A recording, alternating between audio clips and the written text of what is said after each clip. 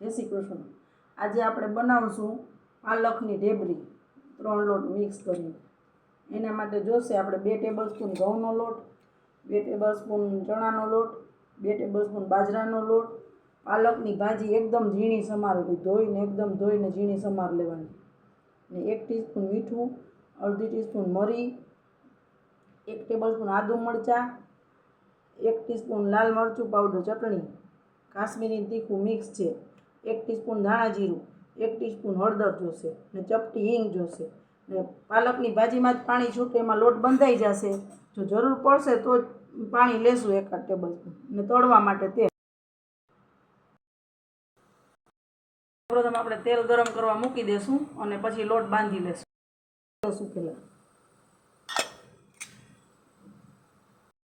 બધા કોરા મસાલા મિક્સ કરી લેશું।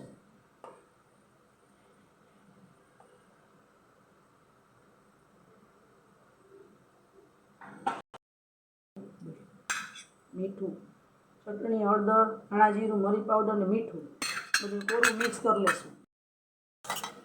કોરા મસાલા મિક્સ કરી લેશું। મસાલા મિક્સ થઈ ગયા। આદુ મરચાં અને આ પાલકની ભાજી નાખી દેશું।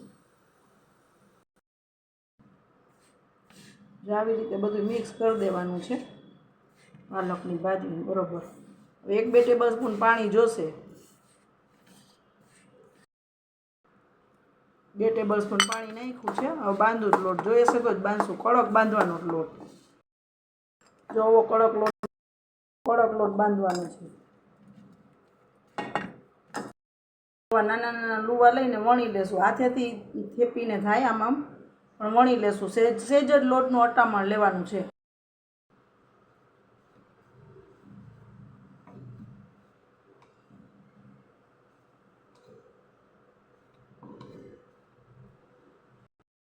આ રીતે વણી લેશું। હવે જો આ તળી લેશું અને આને ઘીમાં પણ તરાય તો પ્રેગ્નન્સીમાં આપી શકો।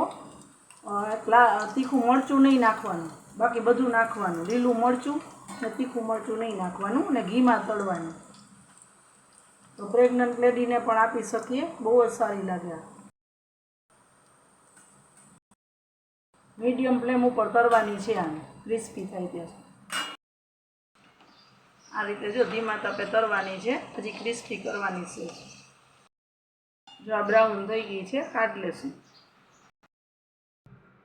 તો તૈયાર છે। જો આપણી આ પાલકની ઢેબરી એકદમ સરસ લાગશે, ક્રિસ્પી, સોફ્ટ, અને ઘીમાં તળશો ને લાલ મરચું ને લીલું મરચું નહીં નાખો ને તો પ્રેગ્નન્ટ લેડીને પણ આપી શકો।